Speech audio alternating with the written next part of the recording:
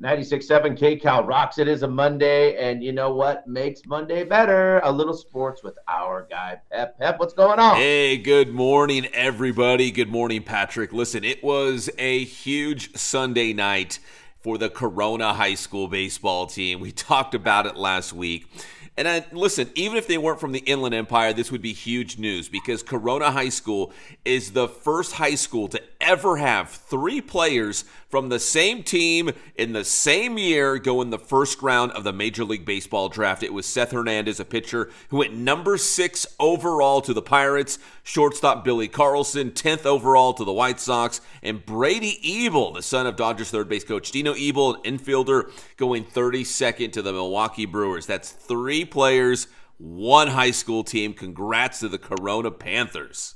Yes, congrats to everybody connected to that whole situation. It really is unbelievable. It's very movie-like. I mean, I can't remember anything like this than maybe like 2 players being together like Bryce Harper, and Rizzo. But this is insane for it to be picked that high in the draft. Yeah, 3 first rounders is unbelievable. And listen, they also made another piece of history because 2 of those guys went inside the top 10. And that's never happened before, too. 2 guys from the same team in the same year going inside the top 10. So they made history on a couple different levels. That's how good Corona High School was this past season.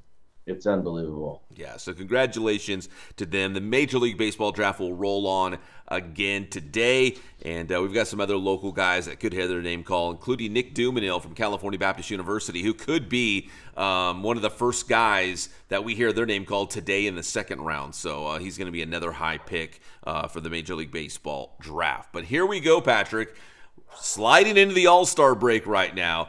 And the Dodgers coming off a big win in extra innings against the Giants, 5-2 yesterday. So right now at the break, they have a record of 58-39, and those 58 wins, that's the best in the National League. They have the most wins. The most wins in all of baseball is the Tigers, who have 59. But the Dodgers with 58 wins, that's a 5.5 game lead on the Padres. That's a 6-game lead on the Giants. And the Dodgers haven't even been healthy, so I think they probably feel pretty good right now.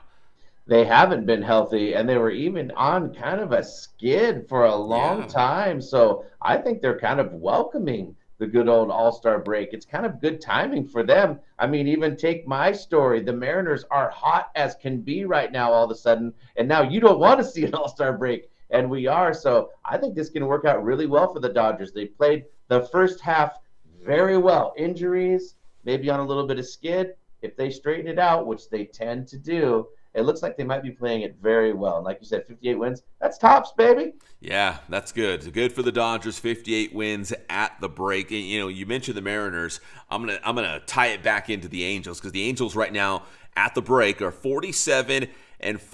And I think we mentioned this a couple of weeks ago, Patrick. If the Angels are going to make the playoffs, they're going to have to chase down Seattle. The Mariners have the final wild card spot right now, and the Angels are 4 games back of the Mariners. But the Mariners are red hot, dude. They just swept the Detroit Tigers, who are record-wise the best team in baseball right now. Yeah, very well to get our faces kicked in by the Yankees and then all of a sudden come back and smoke the Tigers. So who knows? But I think even just talking about the Angels making the playoffs is a good sign for the Angels. It is. They've been flirting with the 500 mark pretty much all season, so they're going to have to do something where they, make a little bit of a run here to try to chase down Seattle, which I don't know if Mariners are going to cool off or just maybe even get better and build that separation in that wild card hunt. So we're going to find out real quick. It's scary because they depend on the home run a lot, and I think we all know sometimes that can go cold. Yes. Yeah, absolutely. And speaking of the home run, if there's a way I can bring this back, circle back to the big dumper, I will. And here we go, because the Mariners have played 96 games, and I'm kind of a math guy, so I did the math. So big dumper, Cal Raleigh has 38 home runs here at the All-Star break through 96 games. Those 38 home runs, the second most at the All-Star break, second only to Barry Bonds, who had 39 in 2001. But I did the math. At 38 home runs through 96 games, Cal Raleigh is on pace to hit 64 home runs this season, which would be a new American League record if he continues this.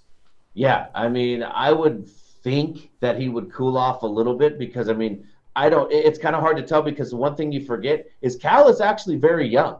So a lot of people are like, oh, well, look at, his production the last few years. There has been nothing like this. So is this a breakout season? Is this luck? We don't really know right now. I would think even just hitting 38 for the year is actually pretty good for a Dodger. Salve, my KC guy, he's the last one to hit 48, which is, I think, incredible for a catcher. If Cal beats that, that will be absolutely insane. And then on top of that, he is in the home run derby. His dad's going to be pitching. His brother's going to be catching, his little 15-year-old brother, who is also Little Dumper. He's a 15-year-old kid. I guess Cal's switch hitter. He's going to bat from the right-hand side. You know what they say? He's been asked about it. Are you worried that participating in the home run derby is going to screw up your swing? And, of course, he said no. He's trying to downplay everything. That's his thing. Hey, no big deal. Just here for the team. Trying not to think about it too much because it's all he gets asked about. It's very funny. You know what? There's only one big dumper, right? So right. He's in uncharted waters right now in terms of his home run hitting pace. And, the home run derby's fun, but I don't know. The guy I think of is Bobby Abreu. I think he was with the Phillies at the time that was having a great year, went to the home run derby and jacked up his swing, and he was not the same. So hopefully that does not happen to Cal Raleigh because you're right, 38 home runs. If that's all he had the whole season, that's still a great year. Yeah, it's unbelievable. But baseball is that one sport where if you press a little bit or try a little bit too hard, it can screw you. And they're trying to hit home runs. Yeah. And I think that's where it messes with things. Yeah. Yeah, we'll see. Obviously he's going to have a game plan going into the home run derby tonight. Hopefully he doesn't mess anything up. In case you're wondering, the American League home run record was set by Aaron Judge just a couple of years ago. He broke Roger Maris's record of 61 in 61. Judge had 62 in 2022. So if Big Dumper can get to 64, he'd be the American League home run king, which is crazy for a catcher, man. So might be instant Hall of Famer. It's wild. And so we got the home run derby tonight with the Big Dumper, of course, and it'll be Dave Roberts and the Dodgers managers, managing that National League team tonight or tomorrow night. And Paul Skeens will be the starting pitcher, not Clayton Kershaw, that we thought maybe he'd get the ball for the start. But Dave Roberts has gone on the record and said Clayton Kershaw will pitch, and he'll probably pitch very early in the game. So we'll get to see him maybe pitch in his final All-Star game. I think this is actually really arranged well by Mr. Dave Roberts because, first of all, having Paul Skeens start, that makes sense. He's a star, too, so you got star power. And then when you introduce the old man, that's going to be another spark that they give the game, an inning or two into it. I think this is brilliantly worked out by Dave Roberts. Yes, listen, Skeens deserves to be the starter, but we mentioned this too last week that, Clayton Kershaw, he's having a decent year. It's not like he's a bad pitcher, like, oh man, I can't believe he's there. He's still a pretty good pitcher, So, so Clayton Kershaw will see some action tomorrow night, the All-Star game in Atlanta.